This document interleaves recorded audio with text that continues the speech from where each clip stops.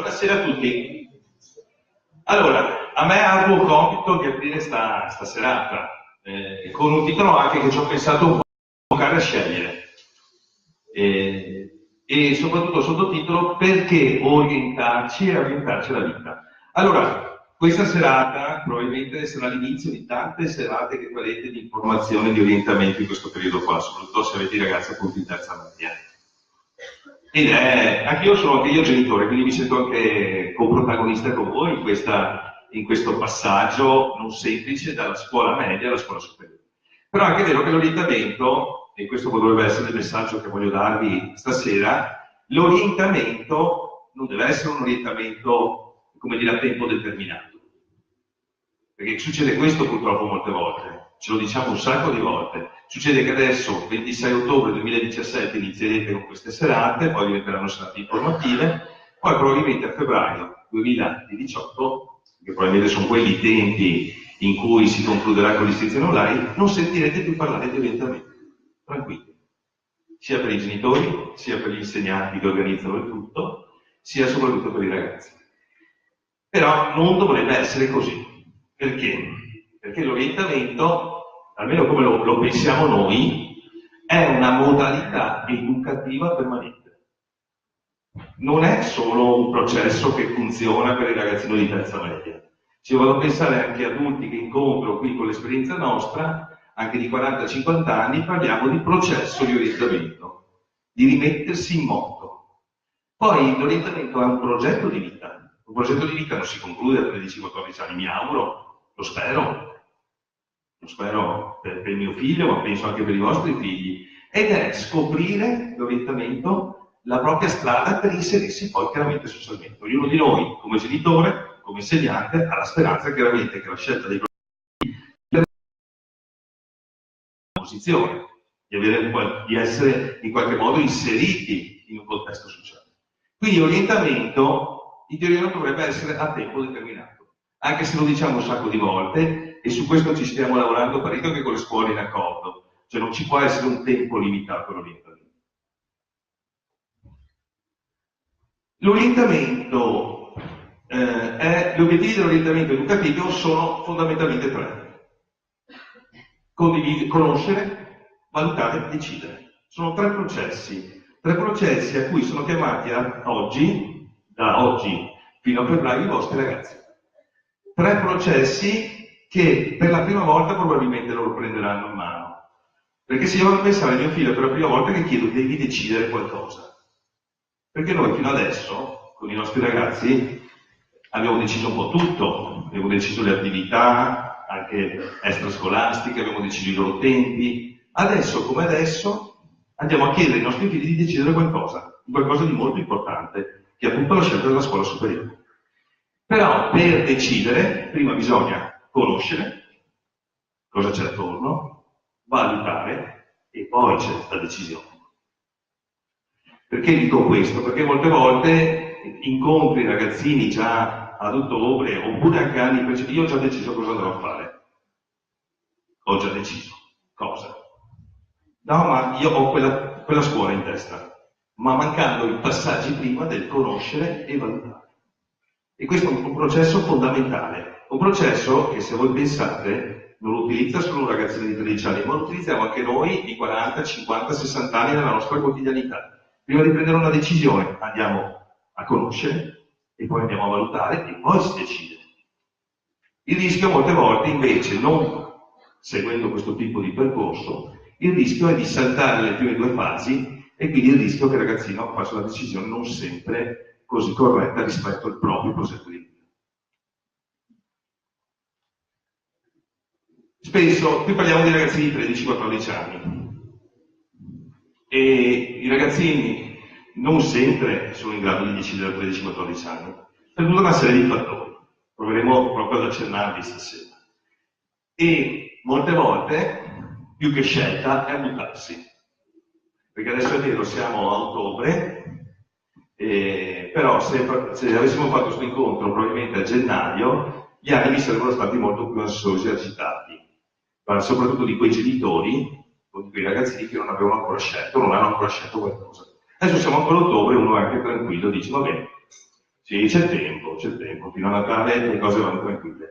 In realtà, molte volte la scelta, più che una scelta rispetto ai processi che ci siamo detti prima, è un buttarsi. Un buttarsi quasi. Un buttarsi che, dietro la parola buttarsi, cosa significa?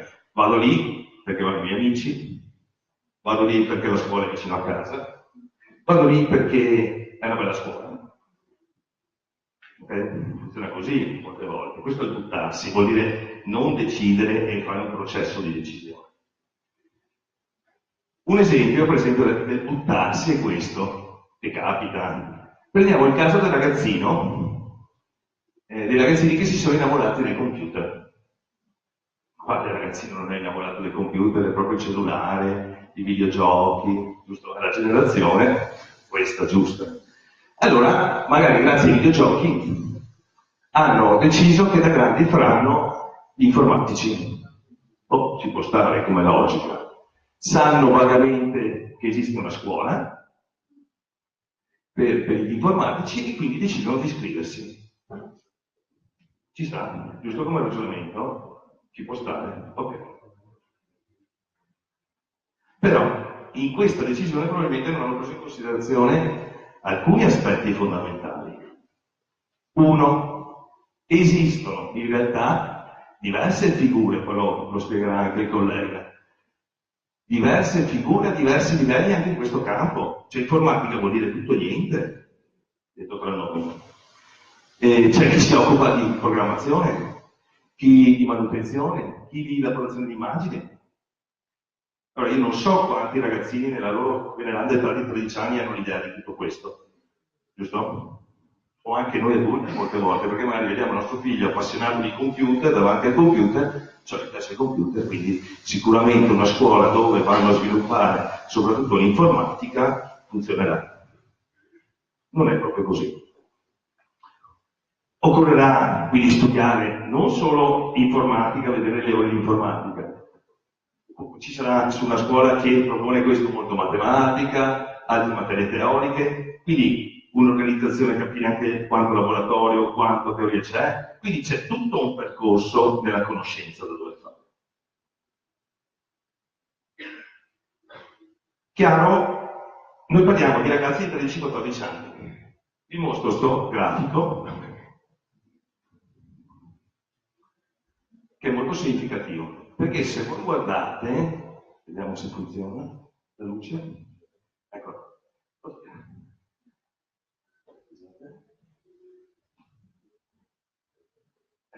Se voi guardate queste due curve, a 12, 13, 14 anni, l'età dei vostri figli, rendimento scolastico, efficienza e concentrazione sono, come dire, toccano la curva più bassa, l'andamento più basso.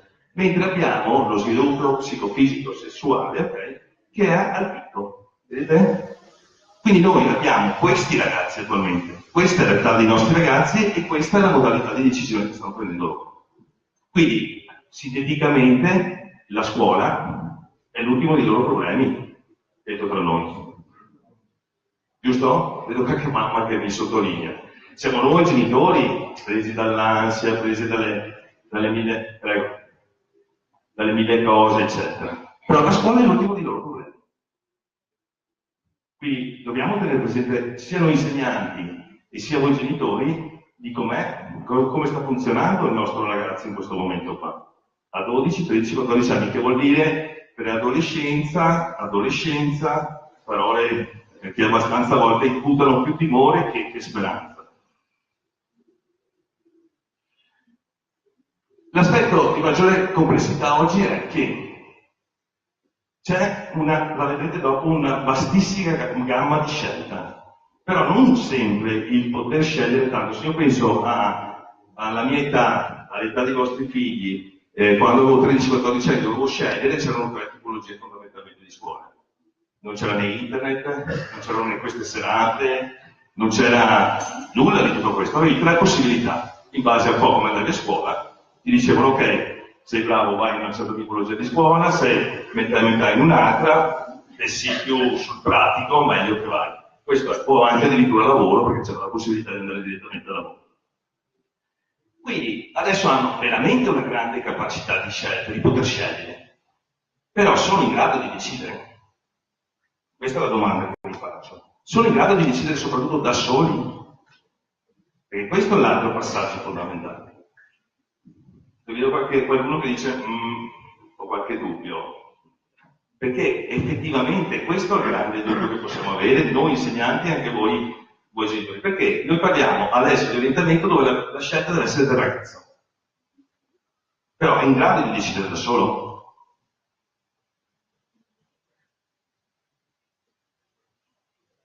Allora, alcuni suggerimenti molto pratici. Allora, intanto, per poter prendere una decisione, bisogna prima di tutto considerare tutti i fattori. Sembra scontata come affermazione.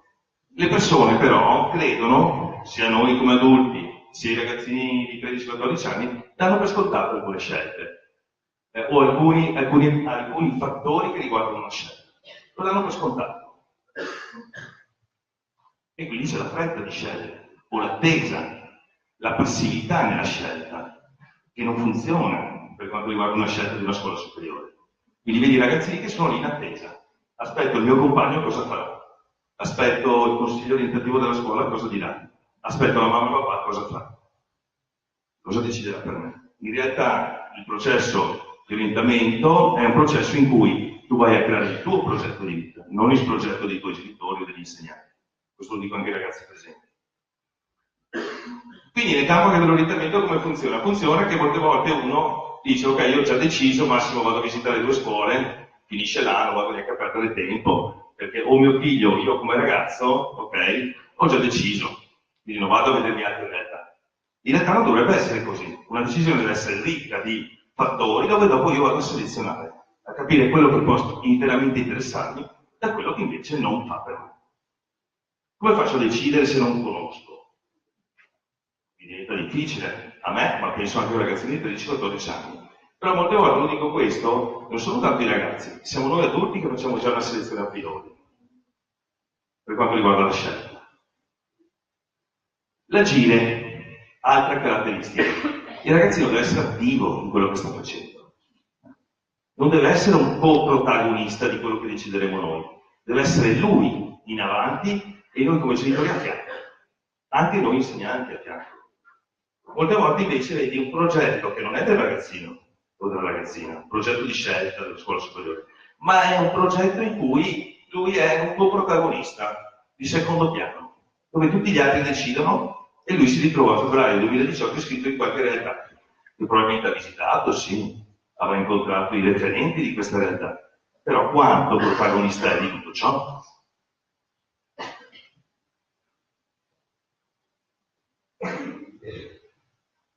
Riconoscere le priorità.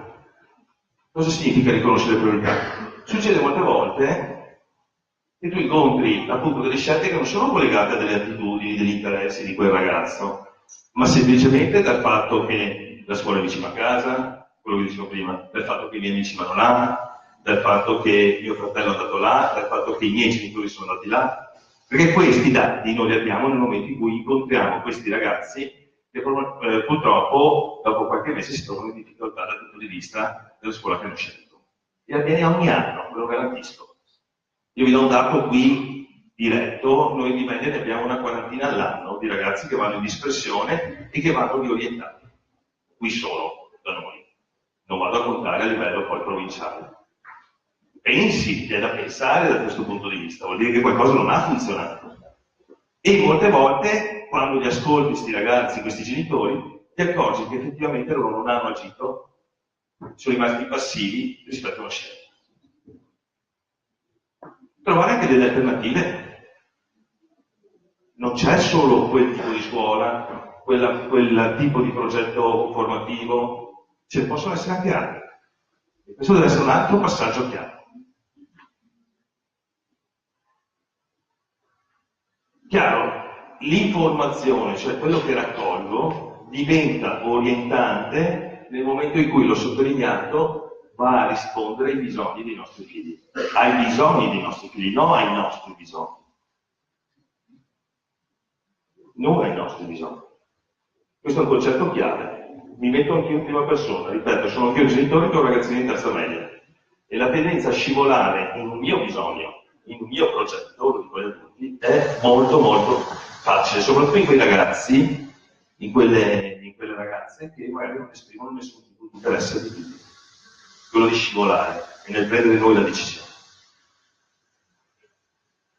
Chiaro che la decisione deve essere presa in base anche alle caratteristiche di quel ragazzo. Io mi auguro che ormai abbiamo superato il concetto della scuola di serie A, B, C, D, mettiamoci quello che vogliamo. Lo vedremo anche dopo. Tutte le scuole hanno un pacchetto formativo per i vostri figli, soprattutto un primo pacchetto di assorbimento dell'obbligo. E questa è già una garanzia. Chiaro che poi ci sono metodologie, modalità, caratteristiche diverse che permettono ai vostri ragazzi e ai voi genitori nell'accompagnarli, nel vedere crescere, perché, ripeto, il passaggio poi dai 3 ai 5, quello che staranno nella scuola superiore è un passaggio fondamentale, perché terminato quel percorso saranno uomini e donne, poi dirà che andranno all'università, andranno al lavoro. Quindi è veramente una bella responsabilità che noi come scuola e voi come genitori nell'accompagnare i figli ci prendiamo. Però ripeto, non c'è anche qui un concetto del dire facciamo una selezione in base alla tipologia di scuola Audi.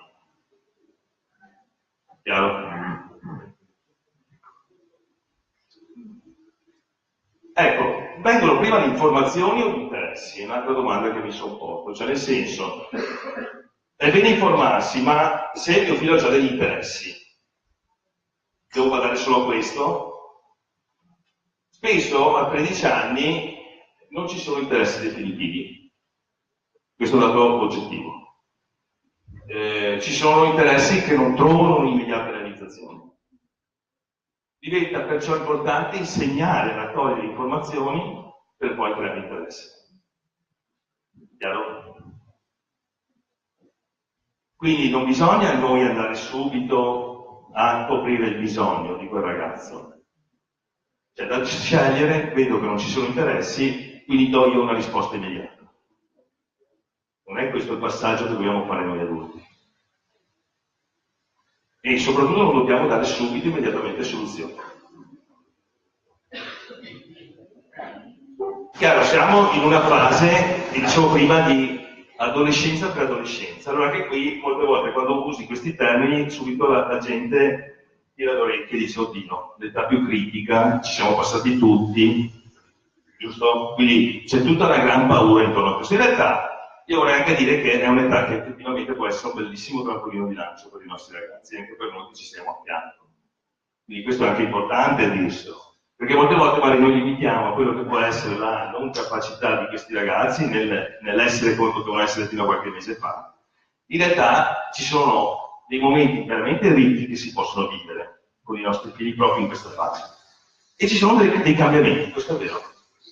Dei cambiamenti collegati all'intelligenza, per esempio. I vostri figli, 13-14 anni, cominceranno ad avere un'intelligenza ipotetico-deduttiva, parolona. Cosa significa? La differenza rispetto a un bambino è il bambino riproduce. Avete presente le poesie che ci facevano imparare alla scuola elementare, ancora adesso qualche maestro lo fa? Loro riproducono. Qui invece si va in un altro tipo di percorso, l'ipotetico, il pensare alla realtà anche futura. Quindi è un pensiero che è veramente critico anche molte volte, che ti pone in confronto con i tuoi figli. Chiaro, sembrano allontanarsi, in realtà ti chiamano. Siamo noi forse che abbiamo paura di confrontarsi da questo punto di vista.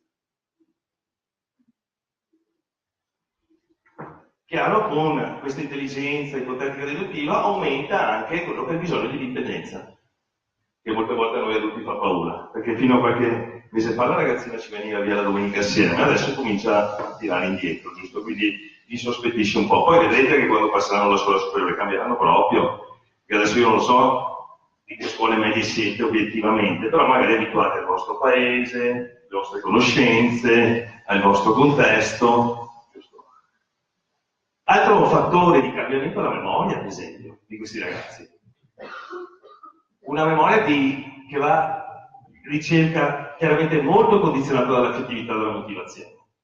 È un'altra caratteristica molto importante. L'emotività potenziata, arricchita, E quindi anche qui avremo ragazzi che, proprio anche in questi passaggi, quindi è molto importante che noi adulti non creiamo stress nella scelta, ma sappiamo accompagnarli, perché già loro di per sé, a livello emotivo, diventano molto ansiosi, vulnerabili, cambi di umore. Li conoscete con i vostri ragazzini a casa ogni tanto così? Qualcuno? Vedo le mamme più, perché i papà magari sono sempre via, quindi arrivano a casa tardi alla sera. Però in realtà sono proprio aspetti che fanno parte, li abbiamo passati tutti, quindi non sono ammalati i vostri figli, anzi, perché molte volte il concetto è quello di dare un'etichetta, di allontanarsi perché abbiamo paura quasi di confrontarci. Però è chiaro, anche adesso, in questa fase delicata, ripeto, poi concentrata perché questa è la nostra fregatura, come genitori, come insegnanti, che concentriamo l'orientamento della scelta scolastica in 3 mesi. Quindi il rischio di creare ansia, soprattutto da parte nostra come adulti, è molto, molto, molto alto. Linguaggio, cambia il linguaggio. Infatti adesso bisognerebbe fare un corso noi adulti di WhatsApp e quant'altro, perché c'è tutto un linguaggio loro, che fino a qualche mese fa, non avendo il cellulare, non avendo altri strumenti, quindi anche questo sono elementi che chiaro diventano anche elementi di forza per loro nella decisione, perché ormai anche tutte le scuole sono in internet e tutte le informazioni le puoi trovare via internet, però anche qui non lasciateli soli davanti alla ricerca. A fianco ci devono essere i genitori. Perché? Perché, parliamoci chiaro, lo dico anche magari tirandomi le tegole in testa, cioè le scuole superiori cambiano, cioè le scuole superiori sono delle aziende. Quindi sono aziende che vanno a, come dire, sostenere la propria offerta formativa. Tutte le scuole superiori, non sono più le scuole medie dell'obbligo dove... Quindi anche qui bisogna, sì, i ragazzini magari vengono attratti da queste mega strutture, da queste mega proposte, però a fianco è importantissimo che ci sia l'adulto di riferimento, il genitore o l'insegnante, che li accompagni in questa scelta, che sappia selezionare dove c'è, come dire, ok, l'attrattiva, ma poi andiamo a capire effettivamente cosa ti sta dando questa scuola. Perché sennò il rischio è la scelta, ok, faccio un esempio, non dico i nomi, bellissimo laboratorio, bello, bellissimo, ragazzini di 13-14 anni, mostri di laboratori, anche perché purtroppo i nostri figli non sono abituati ad avere la vecchia educazione tecnica dove io facevo ago, facevo cucina, magari alcune scuole si mette, so che lo fanno come laboratori al pomeriggio extra. Una volta noi, almeno penso anche voi come genitori, si faceva educazione tecnica da tagliare il legno, il trattore, loro non lo fanno. Quindi immagino, arrivano queste mega scuole, vedono questi mega laboratori, oddio, bellissimo. Però anche qui ci deve essere l'adulto a fianco nel far discernere quella visione, perché stiamo parlando di ragazzini di 13-14 anni, con l'emotività che abbiamo visto, con l'intelligenza che abbiamo visto. Ok? Gli interessi. Chiaro, anche qui siamo in una stabilizzazione degli interessi. È un interesse che si sviluppa soprattutto dal punto di vista istintivo, motivazionale, quindi molto nella scelta è collegata anche all'aspetto della motivazione. Sì, cerco di velocizzare un po' perché vedo che qualcuno purtroppo è anche in una posizione un po' scomoda. Mi dispiace. Per esempio, anche sugli interessi ci sono cambiamenti. Tanto per darvi l'idea che il ragazzino che avete seduto a fianco, vostro figlio, allora, quando aveva circa le scelte manifestate prima degli 11 anni, sono fondamentalmente di fantasia. Se io chiedo a un mio figlio di 6 anni cosa ti piacerebbe fare da grande, l'astronauta, ognuno di noi l'ha detto, ci sono fantasie, per carità, poi glielo auguro, però realmente. Se andiamo però tra gli 11 e i 17 anni, l'età dei vostri figli, cominciano ad esserci degli interessi rispetto alle capacità. Dai 17 le scelte diventano effettivamente realistiche, cioè concrete. Quindi sono queste le fasi anche di interesse, quindi attenzione, i vostri figli, proprio collegato all'intelligenza che dicevamo prima, ipotetico-deduttiva, rispetto alla crescita che stanno avendo, sviluppano un interesse che comincia ad essere concreto. Però non è ancora realizzabile, perché anche qui, senti alcuni sì, faranno questa scuola perché poi faranno i medici, faranno gli ingegneri, faranno gli astronauti, faranno... Ok? Allora anche qui mi viene da chiedere a volte, ma è il pensiero effettivo del ragazzino o è il sogno nascosto del genitore? Perché qui poi sta il problema. E poi magari arriverà ad essere un ingegnere, un architetto, un medico, un meccanico, non lo so, ma quanto effettivamente quello che dovete fare con i genitori è essere a fianco e capire se è il vostro progetto o il suo progetto.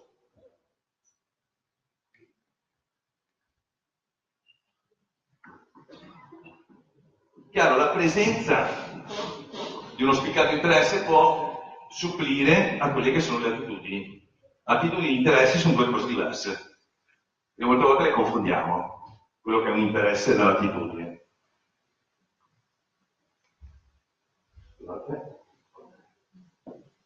Allora, l'attitudine è un processo fondamentale dell'orientamento, è un costrutto che può essere effettivamente analizzato. Però molte volte noi, proprio nella nostra mentalità, rischiamo di come dire, confondere quello che può essere un interesse rispetto all'attitudine che invece è un atto, un agire, che nasce indipendentemente anche da un allenamento, da una formazione che io faccio. Io posso essere bravo a giocare a calcio, mi può piacere il calcio, però non sono in grado di giocare a livello professionale. Non ho l'attitudine a. Ok, c'è un interesse, ma non ho l'attitudine.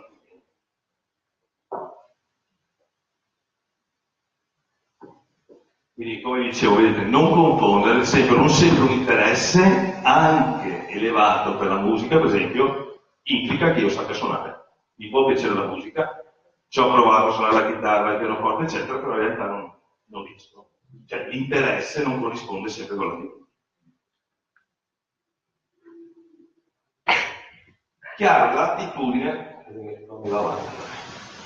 Per esempio, se io vado a pensare anche a un robot, è in grado di fare tutto, però non ha un'attitudine di per sé. È programmato per fare, non ha una passione, non ha una voglia di buttarsi. Noi siamo diversi, i nostri ragazzi sono diversi. La motivazione, l'interesse, la fiducia, sono tutti elementi che entrano nella fase di decisione, anche in questo momento di 13-14 anni.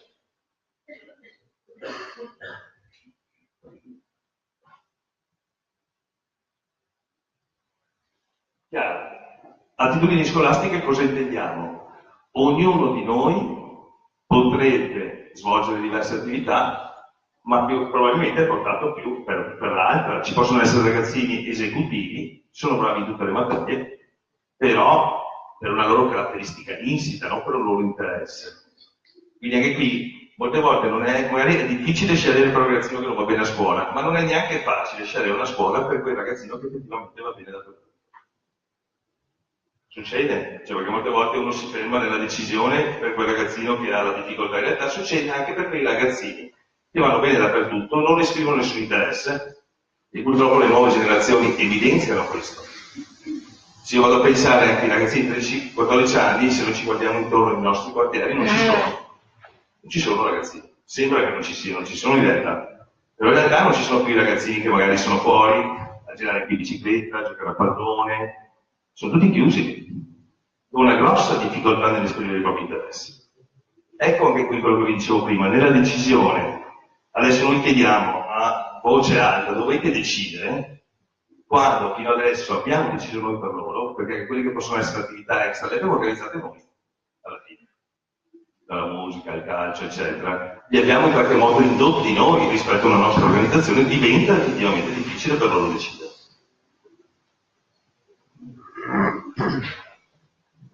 Chiaro, la famiglia può discutere, voi siete elemento fondamentale, perché è drammatico nel momento in cui senti famiglie che ti dicono siccome non dobbiamo intervenire, siccome è il loro progetto, siccome c'è la scuola, noi ce ne stiamo fuori. Succede anche questo e non va bene come modalità di approccio, perché punti di riferimento per questi ragazzi siamo noi famiglia, il resto diventano degli aiuti, dei sostegni sicuramente, ma non gli elementi fondamentali. Alla fine, quando cliccheranno l'iscrizione, saranno con voi, mi auguro, questi ragazzi, e non con noi, in questa decisione. Qui alcuni suggerimenti. Come posso capire le attitudini di mio figlio? individuando in quale materia, attività scolastica ottenga i risultati migliori, può essere una modalità, individuando quali argomenti apprendo con più facilità, chiedendo ai genitori per quali attività sono più portato. Vedete, quindi ci deve essere un'interfaccia con voi. Il grosso problema è che in 3 mesi, se uno non le ha create prima queste interfacce, non lo riesce a creare. Questo è il grosso dramma nostro come adulti. Se io sono abituato a parlare con il mio figlio, non sono abituato a confrontarmi, non sono abituato ad osservarlo, è davvero difficile per noi adulti entrare in questo momento qua con le caratteristiche che hanno adesso, e quindi sento che ad esempio dicono: ma mio figlio non dice niente, non esprime nulla.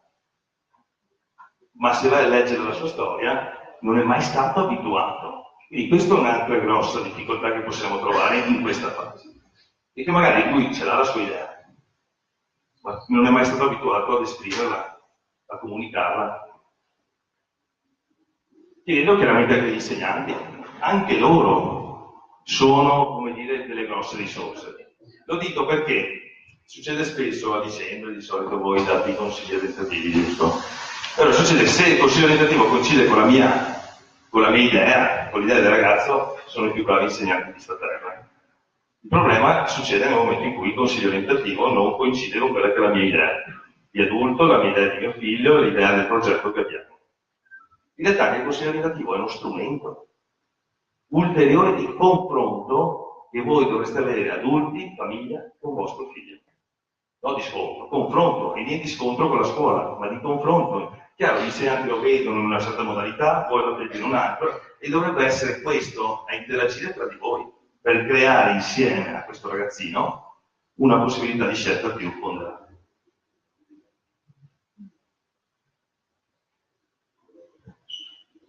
Ultimo passaggio: come posso migliorare e potenziare le mie attitudini? Chiaro, attraverso l'esercizio, l'applicazione, l'aumento di interesse. Come utilizzare le attitudini per la scelta scolastica professionale? Una volta individuate le mie attitudini, posso chiedermi in quali indirizzi scolastici. Allora, vedete, non è adesso già che dovete decidere. C'è prima un processo di scelta. Perché il rischio è che si arrivi subito all'ultimo punto. Quale scuola andremo l'anno prossimo? Succede questo molte volte. Concludo. Allora, il compito educativo della famiglia nei confronti della scelta della scuola superiore è di aiutare il ragazzo a capire la rilevanza e la complessità del problema che riguarda la scelta. Lo dico ragazzi, non è una scelta facile, è la prima, ma è una scelta difficile. È importante che la famiglia trovi momenti di comunicazione. Io l'ho sottolineato. Mi sono guardato nella mia famiglia quanto a volte rischiamo di non avere momenti di comunicazione con i nostri figli. E in questa fase è fondamentale, di discussione anche. Può essere che il nostro figlio abbia un'idea diversa, l'abbiamo visto perché l'intelligenza, l'emotività, l'essere ipotetico, entra in gioco. Però l'importante è che noi ci siamo, non che scappiamo rispetto a questo. E vi lascio con un pensiero a farfalla. Questo lo trovate su internet, sono riflessioni che i giovani leggono. Allora, noi abbiamo parlato di adolescenza, di scelta, di accompagnamento. Allora, nessuno, quando parliamo di adolescenza, si sofferma sul periodo di mezzo della vita, quello in cui il bruco lotta per diventare farfalla. Ci si ricorda sempre solo dello strisciare sulla terra o dello spiccare il volo, ma la via di mezzo, che coincide con i vostri figli, cerchiamo di dimenticarlo. L'adolescenza sembra essere un periodo fantasma, occupato solo da un ingombrante soggetto, l'attesa. Molti genitori che incontriamo dicono: speriamo che passi questo periodo. Mamma mia, perché non ne possiamo più. L'attesa, eppure è il periodo che più lascia tracce nella nostra personalità. Lo dico anche ai ragazzi, è un periodo d'oro questo, di veramente grande slancio per poi l'età adulta.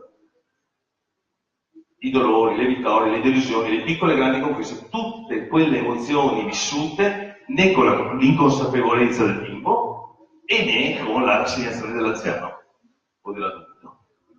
Quelle ci hanno formato, plasmato, reso le persone che siamo oggi. Dovremmo dare più importanza agli adolescenti, più valore e più rispetto. Sono loro le farfalle che riempiranno di colore il cielo del nostro futuro. Vi ringrazio e grazie per stasera.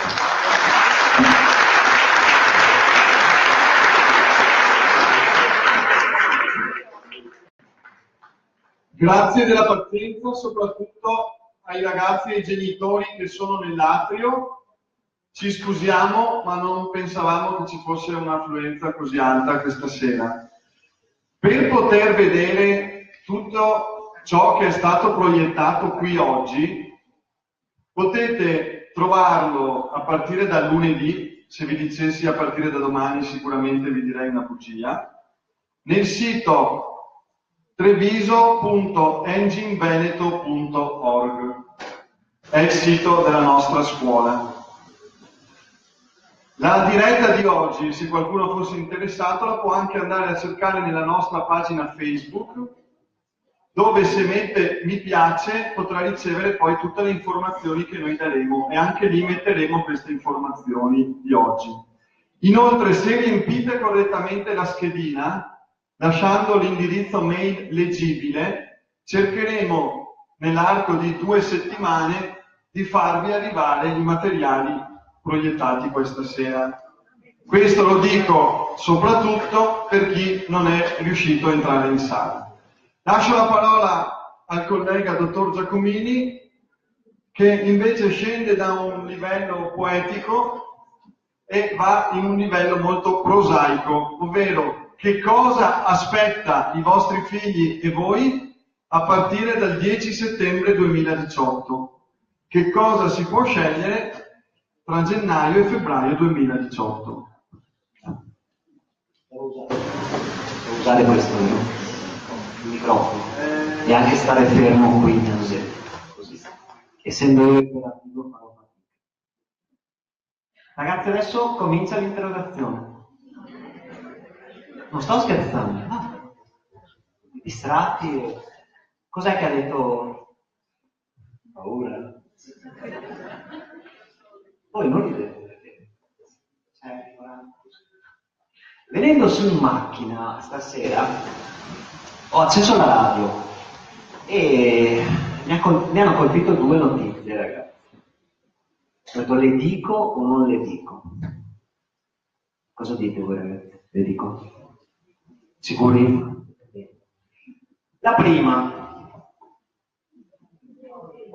Hanno addirittura spento la luce, è veramente importante. La prima, e poi la vedrete nelle slide che proietterò.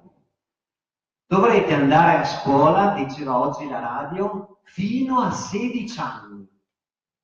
No, devo andare a lavorare. La seconda, ragazzi, è dura.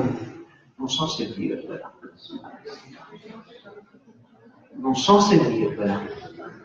Sapete qual è la seconda notizia, ragazzi? Che in tutte le scuole si studia.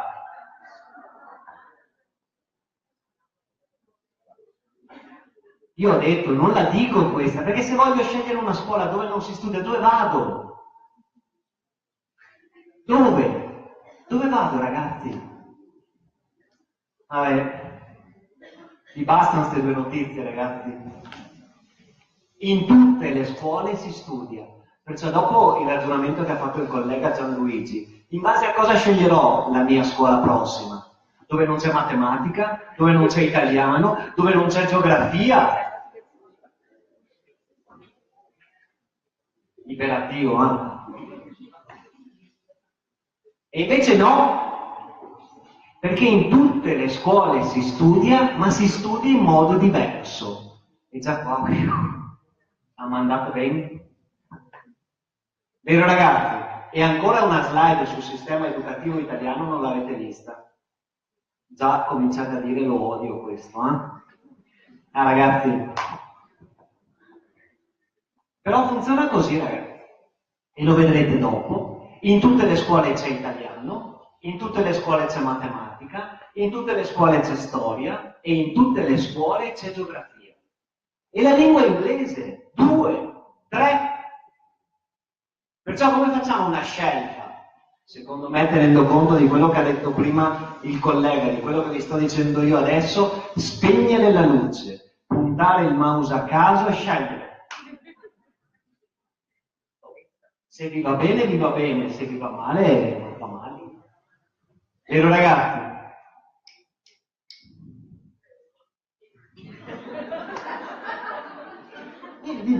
No, se io dico te, sei te. Dai, non ti faccio nulla, non ti interrogo, giuro.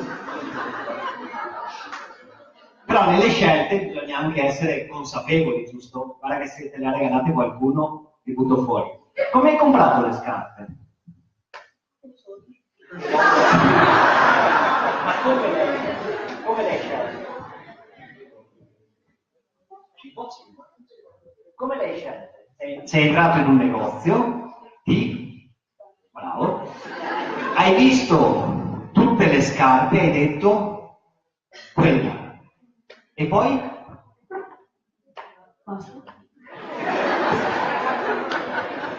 Cioè, sei andata a casa con la scarpa 47? Aspetta un attimo. Ok, cosa hai fatto con la scarpa? Ho scelto il numero. Gliel'hai? Provata. E sei andata... Era piccola, cosa hai fatto? L'ho preso. Hai preso un altro paio di scarpe. Bravo. Ok, testa fuori. Come ti chiami? Tommaso. Perciò, la scelta della scarpa, Tommaso, l'hai fatta. Quella mi piace e poi cosa hai visto? L'hai provata, giusto? E la seconda cosa che ti è passata per la testa è per cosa mi serve? Se devo andare in montagna, con quelle faccio fatica. Se devo andare al mare, con quelle faccio fatica. Se invece devo camminare, con queste vanno bene. Ecco, la scuola ci sceglie allo stesso modo. Ci sceglie, cosa mi serve? Devo andare lì. Quella è la mia meta. Quella è la scuola che voglio fare. Ma deve andare bene al tuo piede, non al mio. Perché sei tu che per 3, per 4, per 5, per 8, mamma mia, per 10 dovrai continuare ad andare a scuola. La scuola una volta, Tommaso, veniva pensata come il momento prima di andare a lavorare. Un momento in cui i ragazzi non dovevano fare nulla. Ozio puro. Vabbè, adesso fate un po' di più. Però è pensato come traguardo, non restare a scuola tutta la vita con quel paio di scarpe, ma andare a Tommaso a lavorare. Perciò ragazzi,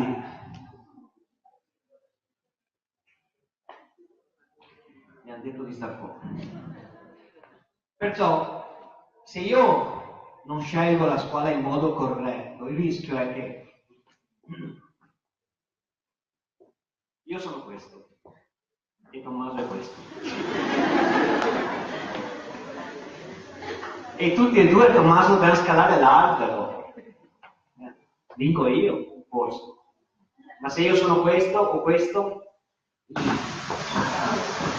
Perciò, nella scelta della scuola, ragazzi, dovete sempre pensare a qual è il vostro obiettivo, fare attenzione che va per voi la scuola. Perché per 5 anni, Tommaso, o per 3, o per 4, o per 5, o per 8, eccetera, dovrei alzare tutte le mattine le coperte. E diventeranno, per tutti i Tommasi che sono qui, una lastra di cemento.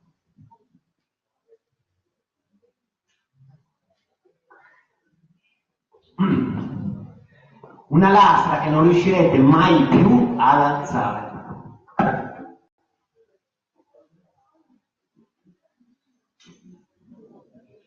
Tommaso? Paura adesso. La palestra, a seconda della rete che mettiamo, posso giocare a pallavolo o posso giocare, se tolgo la rete, a pallacanestro. Ma i giocatori che giocano qui, in questa scuola, non sono gli stessi che giocano lì, credo. Tutti bassi, che nessuno che mi vuole far paura. Però, Tommaso, se sei bravo a giocare a pallavolo, farai fatica a giocare a basket. E questo è il sistema scolastico. Voi siete qua, in terza media. li ho fatti salire proprio da sotto come due cubi che incubo.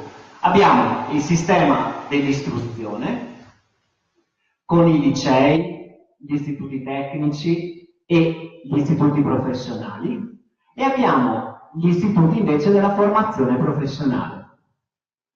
Sono divisi già in questo modo perché se io scelgo di entrare in questo percorso, comincio la prima e devo finire assolutamente il quinto anno. Non ho la possibilità di uscire prima.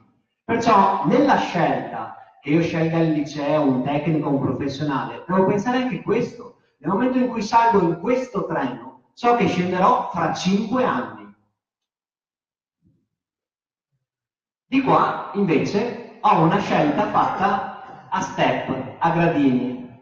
Ho i primi 3 anni, mi posso fermare, posso fare il quarto, mi posso fermare, posso fare il quinto e a quel punto posso decidere che cosa fare. Perciò la scelta non va fatta tanti Tommaso, in base a quanto studio, se studio tanto, se studio poco, ma che cosa in quella scuola o come in quella scuola studio.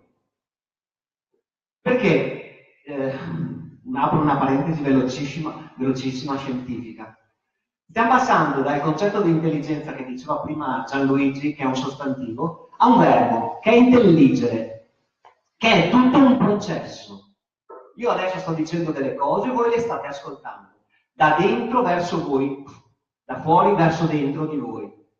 Dentro i ragazzi a un certo punto rielaboreranno questa informazione e la riprodurranno. Questo flusso è un flusso di intelligenza.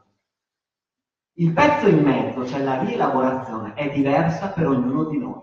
Perché se io adesso vi chiedo a ognuno di ripetere quello che io sto dicendo, ognuno di voi lo dirà in modo diverso, ma non perché l'ha capito, perché l'ha rielaborato in modo diverso. I ragazzi hanno bisogno di fare questo, di trovare la propria strada per rielaborare correttamente le informazioni.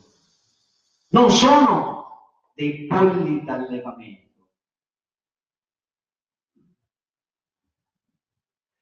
C'è chi, Tommaso, è bravo perché sta sui libri, studia per tante ore al giorno, giusto Tommaso? Non si addormenta quando si sveglia la scritta del libro qua stampata, giusto Tommaso? Perciò a quel punto la scelta, Tommaso, vero, potrebbe essere il liceo. Ho sbagliato l'esempio. Perché? Perché è bravo a studiare.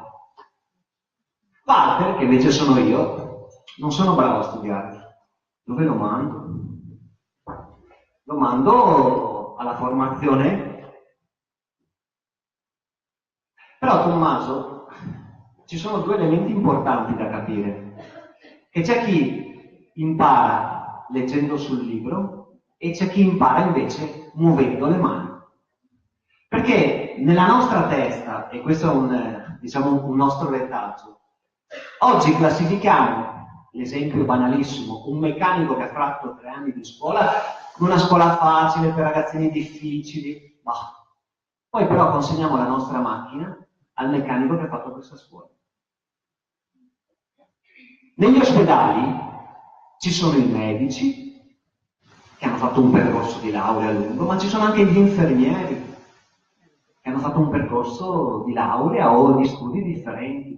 E ci sono altre figure. Per fare una casa ci vuole l'architetto e l'ingegnere, ma ci vuole il muratore. Per aggiustare una macchina ci vuole un meccanico, per costruirla ci vuole l'ingegnere. Perciò togliamoci dalla testa questi retaggi, questo modo di pensare. Ai ragazzini che vogliono far scegliere la scuola più adatta a loro, non a noi, perché sono loro che devono andare a scuola. Sistema scolastico, 5 anni, istruzione liceo, tecnici e formazione professionale. Da quest'altra parte abbiamo invece un canale della formazione professionale. Sono poche le regioni in Italia che hanno questa differenza. In molte altre regioni questo contenitore è inserito da questa parte. Comunque, Finito l'esame di terza media posso scegliere da questa parte un contenitore di 5 anni, di qua un contenitore di 3, più un quarto anno, più un quinto anno. Attraverso questo sistema io posso passare da un sistema all'altro. Perciò se io mi sono iscritto a un tecnico, non mi piace, mi sono iscritto al meccanico, voglio passare all'elettronico, durante il percorso posso eventualmente transitare.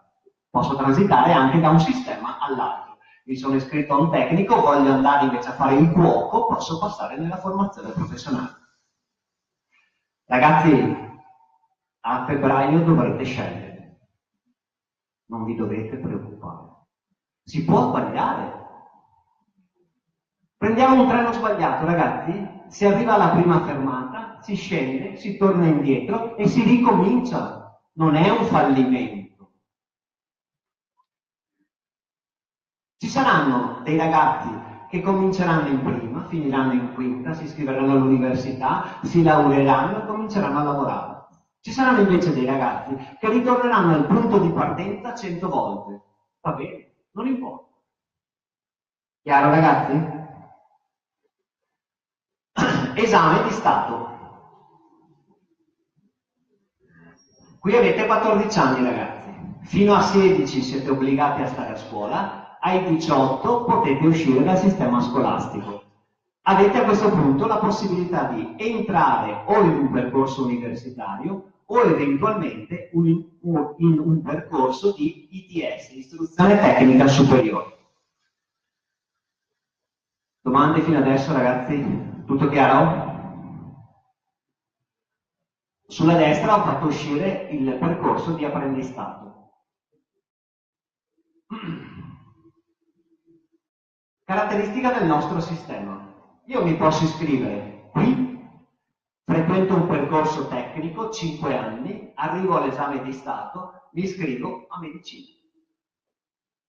Mi iscrivo qui, faccio un percorso di 3 anni, mi piace, voglio continuare, faccio il quarto anno, mi piace, voglio continuare, ho il quinto anno con la nuova riforma della Regione Veneto, oppure passo nelle istruzioni. Arrivo all'esame di Stato, faccio l'esame e mi iscrivo all'università o posso scegliere anche di andare a lavorare. Eventualmente posso fare questo percorso, ce ne sono alcuni nella Regione Veneto, a Jesolo c'è l'Istituto Tecnico del Turismo, a Montebelluna dello Scarpone, che sono percorsi di alta formazione, molto specialistici, che hanno il 50% del loro periodo di formazione in azienda. È un bel biglietto da visita per le aziende.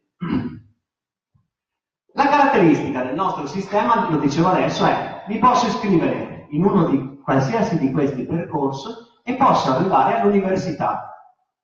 Gianluigi, bravissimo a scuola, si è iscritto al liceo e è arrivato in fondo. Walter ha più difficoltà. Quest'anno decide di iscriversi per 3 anni, poi dice mi piace, la scuola mi piace, continuo, quarto anno, mi piace ancora, quinto anno, università. Perciò per andare all'università non devo necessariamente fare un percorso prestabilito, posso fare anche un percorso a parte. Vi ricordo una cosa, ragazzi, voi quante ne hai? 13. Per fare il medico ci vogliono 5 anni di liceo, 6 anni di università, 3 anni se faccio il medico di base o 5 se faccio l'ortopedico, una qualsiasi specializzazione. Hai fatto la somma? Tommaso, hai fatto la somma?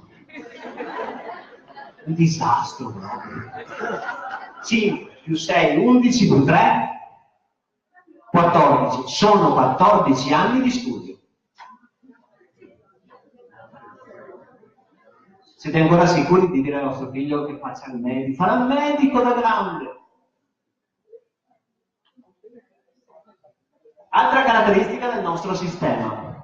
Questi sono i livelli di riconoscimento europei.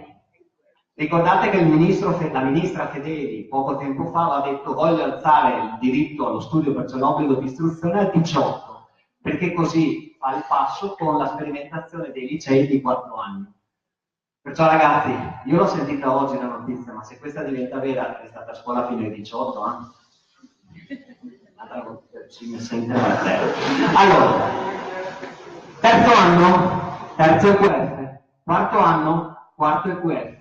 Qui sono nella formazione professionale. Se io prendo questo percorso, invece qua in fondo, dopo l'esame di maturità, ho il quarto EQF.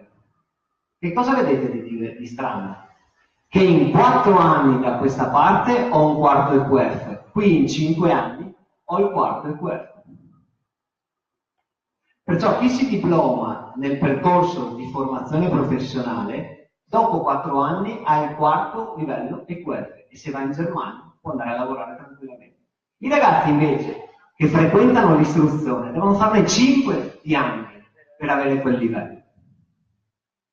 Tanto che la sperimentazione adesso è partita a Milano su un centinaio di licei, c'è la riduzione del quinto anno, perciò se va bene non lo so, le nostre scuole, come tutte le scuole, come molte delle scuole europee, saranno fatte da 4 anni. Eccolo qua Tommaso. Fino a 16 anni nessuno si muove dai banchi di scuola. È garantito lo stesso livello di istruzione. Che io faccia un percorso di formazione professionale, che io faccia un percorso liceale, che io faccia un percorso tecnico, qui le competenze saranno le stesse. A 18 anni ho l'obbligo di formazione, cioè devo uscire a 18 con una qualifica o un titolo di studio. L'unico modo di uscire prima è quello di fare un percorso triennale. Mi dà il titolo della qualifica, ce l'ho a 17 anni e posso andare a lavorare. C'è abbastanza confusione.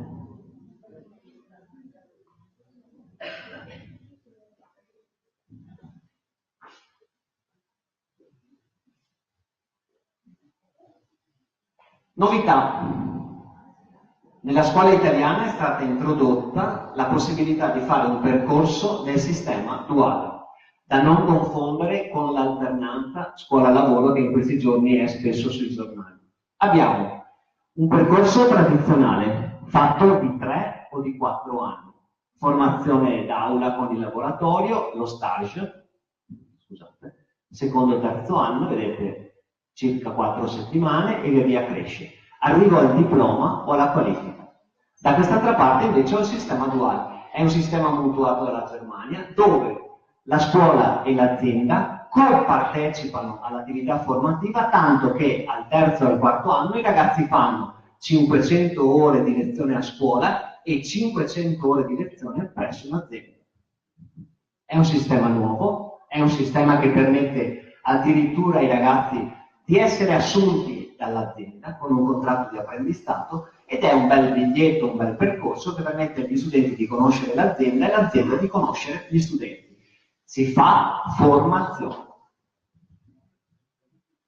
In Germania esiste da 40 anni, ma siamo in Germania. In Italia è stato importato lo scorso anno e per alcune qualifiche che poi vedremo questo percorso è già attivo. I ragazzi in seconda adesso cominciano a fare un percorso alternato 3 giorni in azienda e 2 giorni a scuola, tutte le settimane, fino alla conclusione del triennio e hanno la qualifica.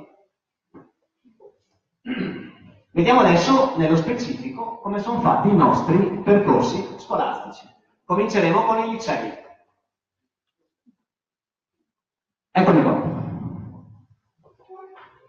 Abbiamo il liceo classico, abbiamo il liceo scientifico, abbiamo il liceo linguistico, il liceo artistico, il liceo musicale e coreotico, abbiamo il liceo delle scienze umane. A fianco ai licei abbiamo invece gli indirizzi. Per esempio, nel liceo scientifico c'è anche la sezione ad indirizzo sportivo. Cioè faccio ginnastica tutto il giorno, insomma. Vero Tommaso? Credemi. Cioè, hanno messo quel titolo lì per fregarci tutti. A tutta non ti avete niente. È a tutti gli effetti un liceo scientifico. Vengono aggiunte, credo venga tolta la parte di latino in una piccola parte, ma vengono aggiunte tutte discipline legate alle discipline sportive. Diritto dello sport.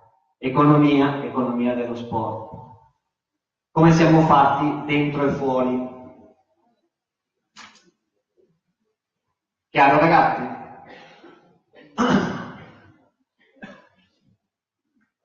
Come sono strutturati i percorsi scolastici dei licei?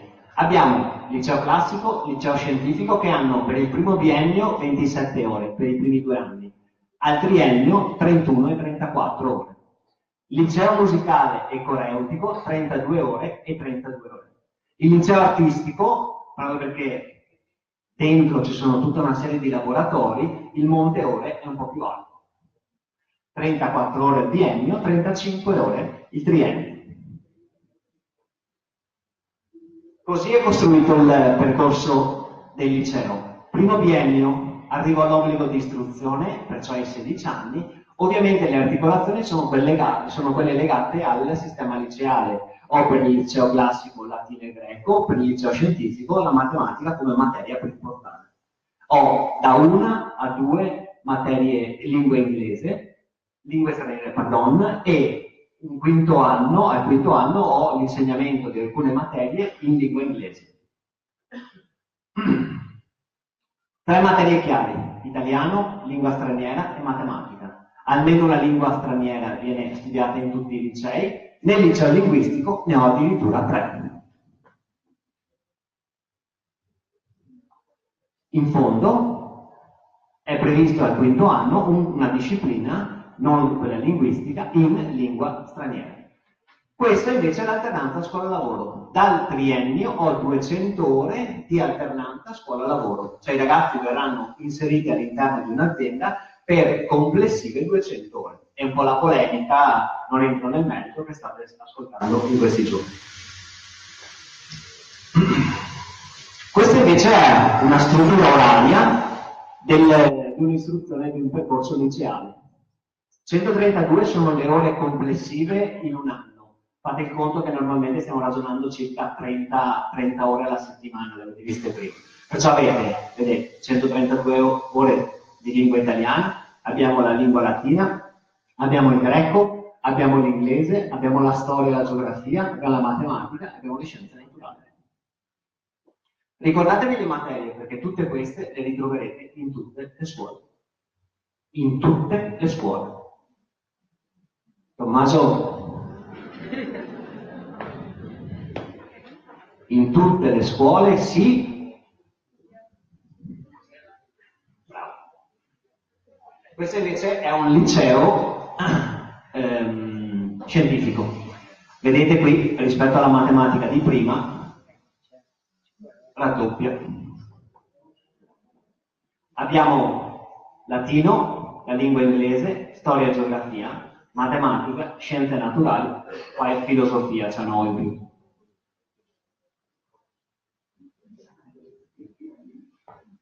Siamo ai tecnici.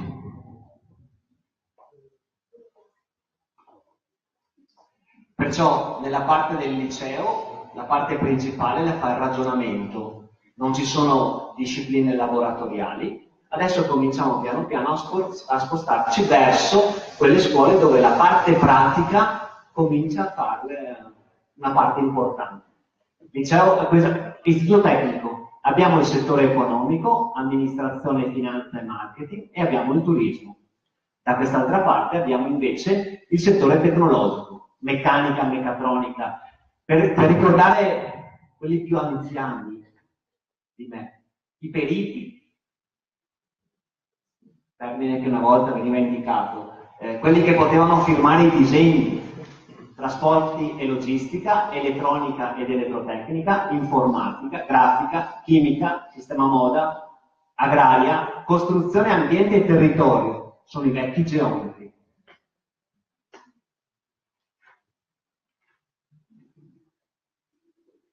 Vediamo come questi sono invece. Eccoli qua, questo è il quadro orario. Primo biennio, 20 ore alla settimana di parte comune, più 12 ore alla settimana di indirizzo, e sono 32 ore. Secondo biennio, perciò terzo e quarto anno, 15 più 17. Vedete che sono diminuite le ore di area comune e sono aumentate le ore di indirizzo. Se io scelgo un settore elettronico, il settore elettronico farò più elettronica e elettrotecnica, se scelgo il settore meccanico farò più meccanica e più tecnologia. Quinto anno ho 15 ore di area comune e poi le 17 della parte professionale di indirizzo. Normalmente il primo biennio è comune a tutti gli indirizzi e poi posso scegliere su quale degli indirizzi che avete visto prima, ve li faccio rivedere, eccoli qua, ricade la mia scelta. Anche qui, stessa costruzione, il primo biennio che mi permette l'obbligo di istruzione e poi il secondo biennio che si caratterizza dalle singole materie del percorso che io ho scelto e poi alla fine una sorta di orientamento per arrivare poi all'esame di maturità e poi eventualmente scegliere se andare all'università o entrare nel mondo del lavoro. Quali sono le parti preponderanti di questo percorso? Stage, tirocinio, alternanza e laboratori. Perciò siamo passati dal liceo tutto teoria, tutto teorico, a un percorso invece dove si comincia a lavorare all'interno dei laboratori. Qui le ore, invece di alternanza scuola-lavoro, licei erano 200, qui ne abbiamo 400. Perciò i ragazzi entreranno per circa 120 ore all'anno, 130 ore all'anno, in aziende del territorio. Faranno un percorso di affiancamento con dei tutor per imparare a lavorare. Ricordiamoci che il percorso scolastico è semplicemente un tramite, un mezzo di trasporto per arrivare al lavoro. Le discipline. Lingua italiana 132 ore, lingua inglese 99, vedete 66 la storia. Tommaso, ho imparato soltanto Tommaso come nome, di solito ne imparo più di uno. Discipline turistiche, questo è un percorso di istruzione tecnica turistica, dal terzo anno, vedete, cominciano ad esserci le materie specialistiche del settore. Terzo percorso all'interno del contenitore, quello azzurro, gli istituti professionali. Due sono i settori, abbiamo il settore dell'industria e dell'artigianato, produzioni artigianali industriali, manutenzione e assistenza tecnica.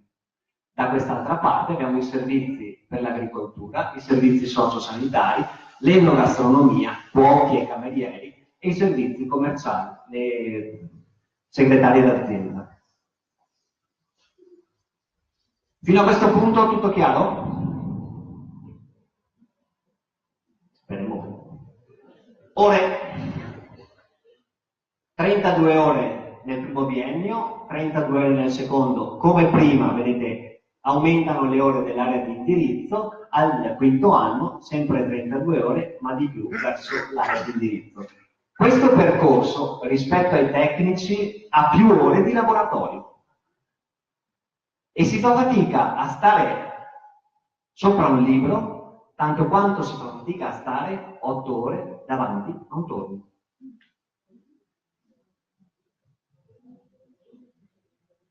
Perché sto per dire a Tommaso una cosa difficile. È bravo quello che conosce perfettamente la Divina Commedia a memoria, ma è bravo allo stesso modo chi smonta e rimonta un motore senza dimenticare dei pezzi. Diamo la stessa dignità alle competenze delle persone.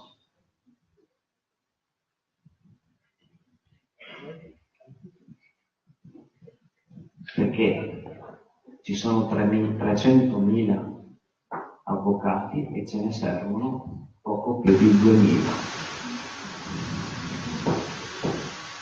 Spero non ci siano avvocati. Se ci sono, non sembro lui. Mi avvalgo di non rispondere. Bene, ormai l'ho fatta, non importa. Ma magari gli altri 290.000 trovano un risultato se diventano cuochi o camerieri o idraulici. Avete mai chiamato un idraulico quanto costa? C'è un idraulico qui? Quanto costa? Sì, sperare che arrivi poi. Bene, allora, anche qui, biennio, Obbligo di istruzione, Tommaso, fino ai 16 anni tu hai capito non ti puoi muovere. Dai 16 si cominciano invece le articolazioni, perciò i percorsi sono specialistici per arrivare al diploma di maturità. Quinto anno, una parte legata all'orientamento eventualmente non tanto verso l'università, ma verso il mondo del lavoro, che non è precluso il mondo universitario, ma questi percorsi, proprio perché più vicini al mondo, diciamo, del lavoro, tendono a portare i ragazzi verso il mondo del lavoro, ma nulla vieta che qualcuno possa andare verso l'università.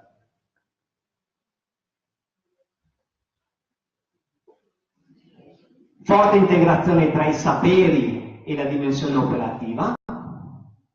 C'è qualcuno che impara leggendo e girando le pagine del libro e c'è qualcuno che impara smontando e rimontando un motore, facendo la pasta. C'è qualcuno che impara andando all'università, c'è qualcuno che impara entrando in un'officina. Vediamo. Tecnologia, metodologie innovative in contesti applicativi. Qua si utilizzano moltissimo i laboratori, anche qui ci sono 400 ore all'interno del triennio di alternanza scuola-lavoro. Spesso le scuole chiamano degli esperti esterni per arricchire la proposta di questa scuola. Anche qua, se vi ricordate, questi numeri sostanzialmente sono pressoché uguali. Solo che magari invece di studiare, torno sempre su questa cosa, la Divina Commedia come al liceo, qui magari vi devo studiare la dispensa di come funziona una caldaia. Vi devo imparare un manuale. C'è differenza? Falsa.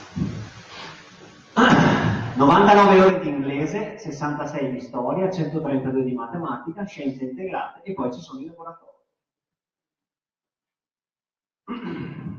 Siamo entrati adesso nel canale della formazione professionale.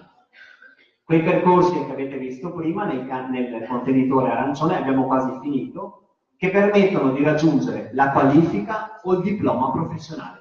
Normalmente questi percorsi vengono realizzati all'interno dei centri di formazione professionale, che sono delle scuole accreditate presso la Regione del Veneto per fare formazione.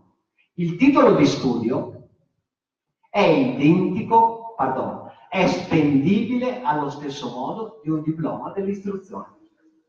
Perciò vale in Italia, vale in Regione Veneto, ma vale in Europa.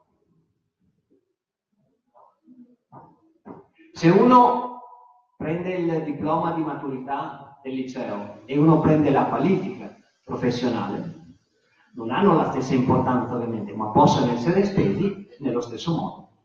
Non è perché uno regionale vale solo nella Regione del Veneto. Ok? 22 sono le qualifiche professionali, 21 sono i percorsi quadriennali. Queste sono le qualifiche. Sono molto precise perché fanno riferimento normalmente a un percorso lavorativo. L'operatore meccanico è colui che lavora con le macchine utensili, tornio, fresatrice, trapano. L'operatore del benessere, parrucchiera, estetista. Dopo i 3 anni, perciò dopo un percorso di accompagnamento per arrivare alla qualifica, i ragazzi possono scegliere se o continuare il 4 o il 5° anno oppure entrare dentro il mondo del lavoro. Perciò vi ricordate i 2 contenitori, quando io salgo in quello dell'istruzione ho 5 anni e non posso uscire, altrimenti non ho nulla in mano. Nella formazione invece 3 anni mi posso fermare, guardo che cosa c'è, mi piace il percorso che ho scelto, posso continuare. Ricordatevi ragazzi, se fate una scelta che non vi piace, tornate al punto di partenza e ricominciate. Genitori, a fianco, no, dietro. Basta genitori spartanelli. Voglio genitori che stanno dietro. I ragazzi devono poter cadere. Perché se non gli insegniamo adesso a cadere, non impareranno mai. Se svolgiamo tutte noi le funzioni di questi ragazzi, rischiamo di non dargli forza. E dovete imparare noi per primi, ad avere fiducia negli insegnanti, perché loro vedono i ragazzi per 5, 6, 7 ore al giorno.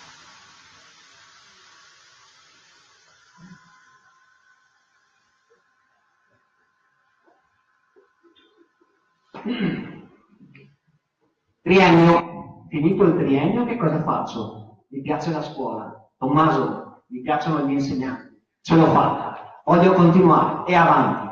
Quarto anno, scelgo, per esempio, dopo il meccanico, posso fare il tecnico dell'automazione industriale. Finito il quarto, c'è il quinto, o passo nel contenitore azzurro.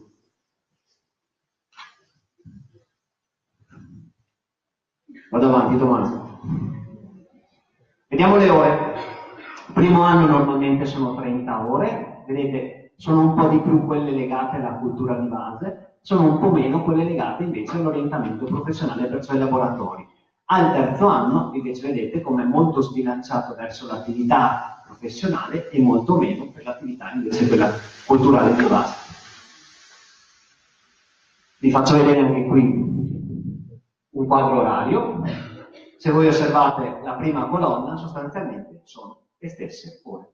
Primo e secondo anno, tutte le scuole devono garantire le competenze minime. Qualcuno lo farà soltanto teoricamente, qualcuno lo farà invece in maniera molto pratica. Ma i ragazzi dovrebbero poter passare da una scuola con le stesse a un'altra con le stesse competenze. Vediamo invece com'è caratterizzato il percorso. Abbiamo un percorso fatto di competenze, abilità e conoscenze, c'è una forte integrazione tra i saperi e i settori del territorio. I ragazzi già dal secondo anno cominciano a fare uno stage che dura da 80 a 160 ore all'interno di un'azienda, che non è l'alternanza solo lavoro. Al terzo anno sono quasi 280 ore. Perciò questi percorsi non soltanto mi aiutano a capire intanto che faccio qualcosa, ma mi permettono anche di conoscere il mondo del lavoro. Questo è un quarto anno, lo dicevo prima, vedete questa suddivisione è perché una parte delle ore viene fatta a scuola, una parte viene fatta invece all'interno dell'azienda. L'azienda diventa parte integrante della formazione dei ragazzi. Tommaso, abbiamo quasi finito, sai.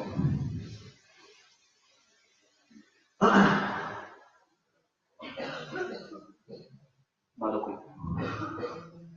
Scadenza. Febbraio più o meno 2018. Abbiamo capito che si sceglie come si sceglie un paio di scarpe. Me le provo, me le guardo, me le scelgo per dove devo arrivare. Ragazzi, la vostra meta è il rifugio là sopra, in montagna. E io, che sono anziano, sceglierò un sentiero lento, ma lì sopra devo arrivare. Tommaso, che invece è una lepre giovane, sceglierà un sentiero velocissimo. Il sentiero è la scuola. La devo scegliere in base alle mie competenze, alle mie esigenze. Non a quelle dei miei genitori, non a quelle del mio vicino di banco. Febbraio, la scelta. Si sceglie online. Questa era la scadenza dell'anno scorso, probabilmente quest'anno sarà questa. Arriveremo tra metà gennaio e metà febbraio. Si fa l'iscrizione online. La faccio come battuta, di vostro figlio. Perché qualcuno ha iscritto qualcun altro. Non è una battuta. Invia la domanda alla famiglia, è ammessa una sola iscrizione e posso eventualmente, laddove ci sono dei vincoli o eventualmente c'è una scuola che fa la selezione, posso scegliere eventualmente altre 2 scuole. La scuola che io scelgo tra gennaio e febbraio è definitiva. Non ci posso più ripensare. Perciò da oggi andate a vedere i licei, andate a vedere i tecnici, andate a vedere la formazione professionale. Da qui a febbraio dovete andare a vedere tutte le scuole, chiedere che cosa mi insegnate, quante ore di laboratorio faccio, quali sono le materie, ricordandovi che si studia in tutte le scuole. E non perché una è bella, colorata, quella è la mia scuola.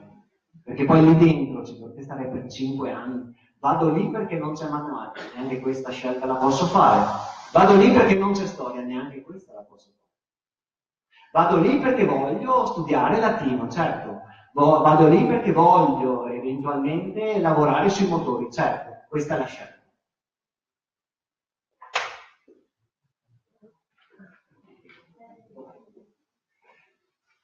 È definitiva.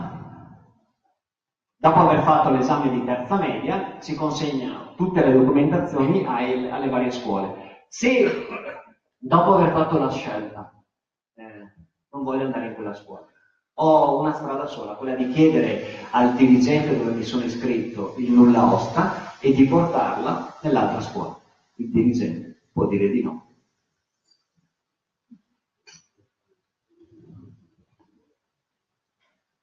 Su questa dura constatazione vi ringrazio.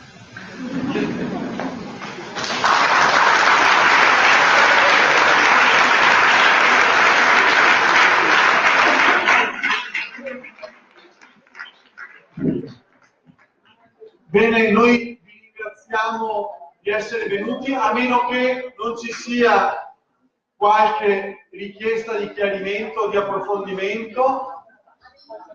Altrimenti vi ringraziamo, vi abbiamo detto dove potete trovare le slides, le inviamo anche a patto che ci lasciate l'indirizzo vostro, corretto, ma soprattutto leggibile. Buona serata e se ci sono insegnanti di scuola media che si fermano un attimo, vi ringraziamo ancora. Arrivederci.